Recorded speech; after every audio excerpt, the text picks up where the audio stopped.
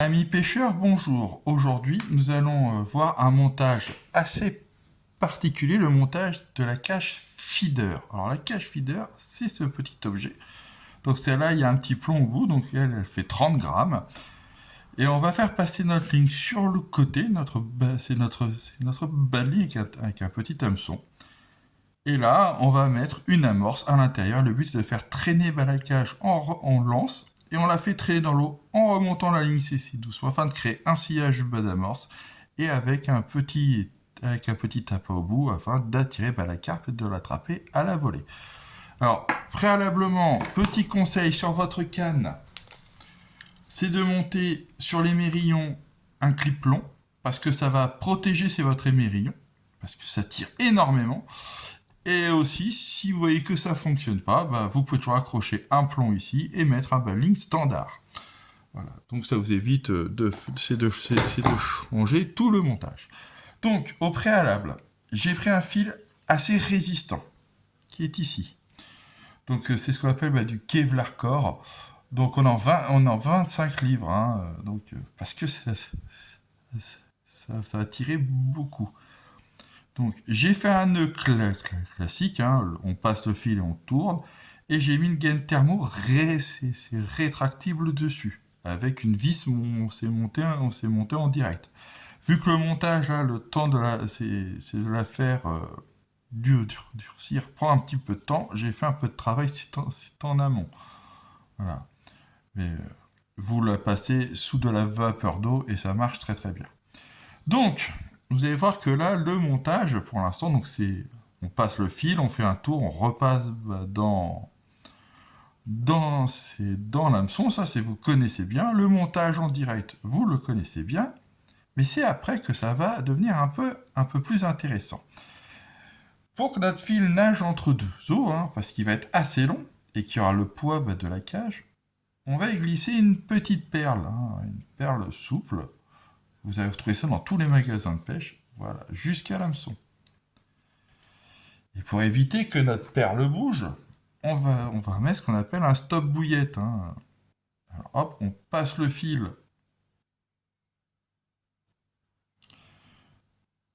dans la petite chose en acier, et on va tirer dessus tranquillement, vous voyez, hop, et on va récupérer notre fil. Et on va le passer dans le fil. Vous pouvez faire les réglages après, hein, et je vais le régler pour pas que ma perle bouge. Voilà. Hop, là on est bien. Vous voyez, perle, avec le stop bouillette, et bouge pas. Puisque je suis là, je vais en passer un autre. Vous allez voir qu'il y a autre chose assez à bloquer. Donc j'en passe un autre. Donc, même méthode, je tire, hop, et voilà. Et pour l'instant, on le fait passer sur le fil. Et là, on va mettre l'attache pour la cage. Alors l'attache pour la cage, vous voyez, j'ai pris en taille S, donc les plus petites, c'est ça, c'est ce petit coude. Donc le coude va vers le haut et on accroche la cage ici. Donc pour ça, je passe mon fil. Voilà. C'est un tube rigide, hein, donc c'est pour ça. Et hop, vous voyez. Voilà. C'est bien de laisser un petit peu de... Donc hop, je vais régler un petit peu de marge à mon fil, vous voyez. Et hop là. Et pour être sûr que ma cage ne bouge pas, enfin, il faut qu'elle ait un peu de mouvement, mais pas trop non plus. Je vais repasser un deuxième stop bouillette. Ouais. On l'utilise aussi pour les cheveux quand les cheveux sont trop grands, hein. C'est assez pratique. Après, les couleurs, ça ne change rien, hein. Moi, j'ai jaune, il y a vert, noir, enfin. Moi, j'aime bien cela parce que, hormis la couleur, elles sont très résistantes. Hop, pareil, hein. Je passe mon fil. Vous voyez.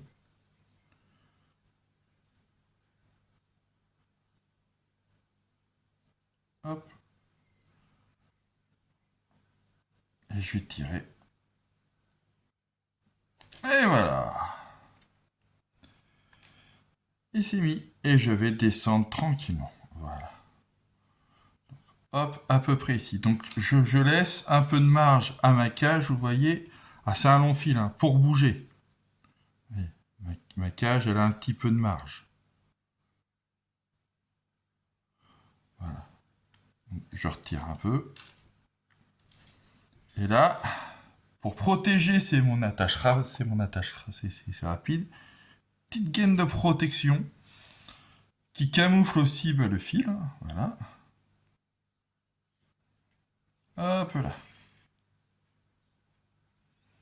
Donc là, je vais pouvoir couper un peu mon excédent de fil parce que j'ai pas mal, c'est pour travailler. Donc prenez toujours un peu plus long, hein, quitte à recouper après. Hein.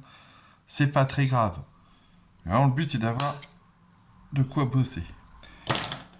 Et là, bah, ma petite agrafe, hein, la petite attache rapide, hein, vous la connaissez toutes. Hein. Et on va travailler ce nœud. Alors comme je dis, ce fil est très c'est résistant, mais assez dur à nouer.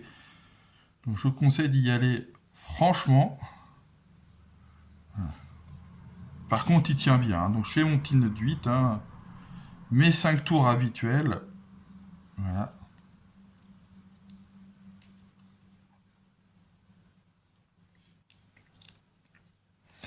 Et on mouille bien, hein, on n'hésite pas. Et là, vous voyez, faut vraiment pas hésiter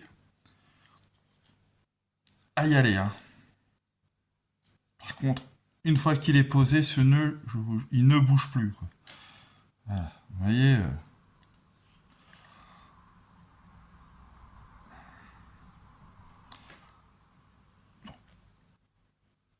Voilà.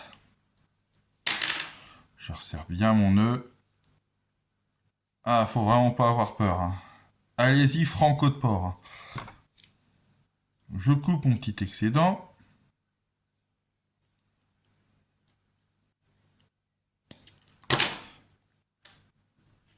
Et je vais remonter. Hop là.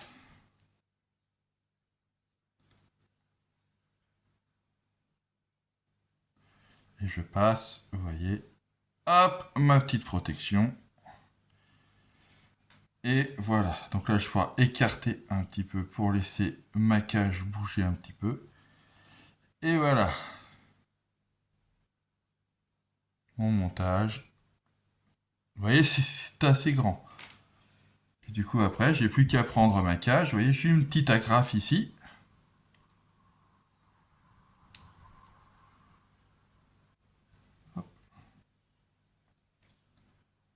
J'accroche ma cage. Je referme mon agrafe. Et voilà. Hop.